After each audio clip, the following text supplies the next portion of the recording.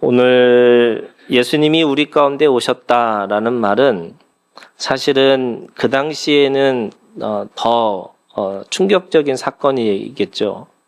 2000년 전에 오셨던 그 예수님, 그런데 이스라엘 민족은 2000년 동안 기다렸던 예수님이에요. 그래서 당연히 사람들은 유대인들을 위해서 오겠지, 그리고 예루살렘에 오시겠지라고 생각을 했죠.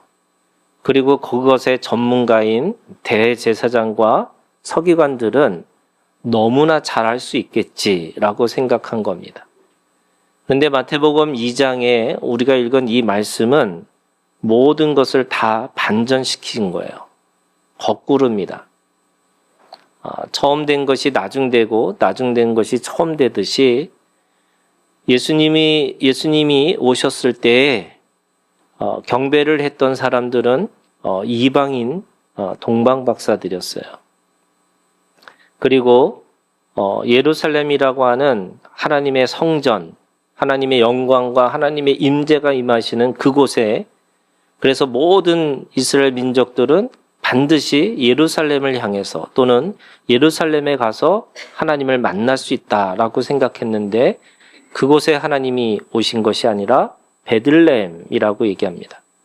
근데 베들레헴이라고 하는 이 도시를 오늘 성경은 뭐라고 얘기하고 있냐면 6절에 유대 땅 베들레헴아 너는 유대 고을 중에서 가장 작지 아니하도다, 이렇게 얘기합니다. 가장 작은데 그곳에 하나님이 오셨기 때문에 작지 않다라는 뜻입니다. 그러니까 이스라엘 중에서도 가장 작은 도시, 큰 도시는 예루살렘이 아니라 베들레헴으로 오셨다라고 말씀하고 있는 겁니다. 그리고 수많은 사람들이 그 예수님 앞에서 와서 경배해야 되는데 그의 곁에는 어머니밖에 없는 거고, 또 이방 사람, 도저히 구원받지 못할 거라고 생각하는 그 동방 박사들이 와서 악있게 경배했다라고 이야기하고 있습니다. 자, 이 말씀이 오늘 우리한테 어떤 의미가 있는가? 저는 두 가지 의미가 있다고 생각해요. 첫 번째는요, 하나님이 사람을 기다릴 때가 있습니다. 보통 여러분 생각을 해보세요. 예수님이 장성한, 그리고 흰말을 타고 뒤에 12영이라고 하는 성경이 나와요. 이 6,000명이 되는 천군 천사들을 데리고 오셨으면 아마도 모든 사람들이 예수님께 가서 경배를 했을 거라는 거예요. 그런데 하나님이 사람을 기다릴 때 어떻게 하시냐면요, 하나님은 자기의 힘을 다 빼세요. 왜 빼실까요? 힘 때문에 뭔가 내가 손해를 볼까 봐 그렇게 가서 하나님 앞에 경배하기를 원하지 않으시는 거예요. 하나님은 사람을 기다리실 때 자신의 힘을 쭉 빼셔서 아기의 모습으로 오셨습니다. 그리고 보잘것없는 그 공간으로 오셨습니다.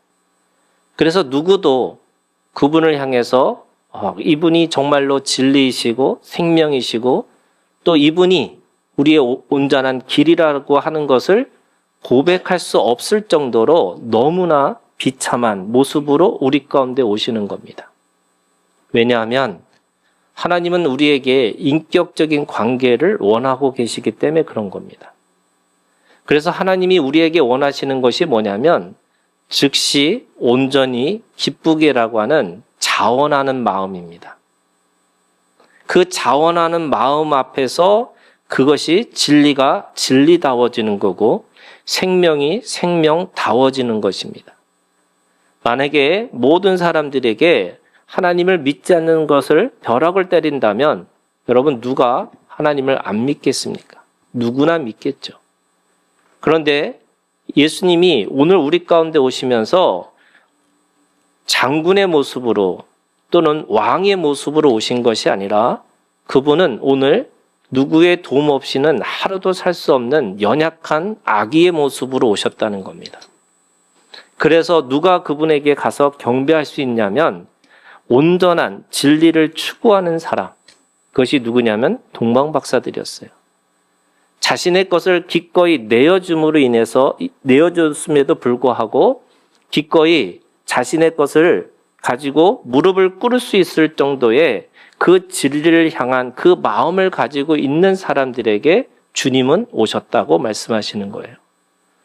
오늘 우리에게도 똑같은 겁니다.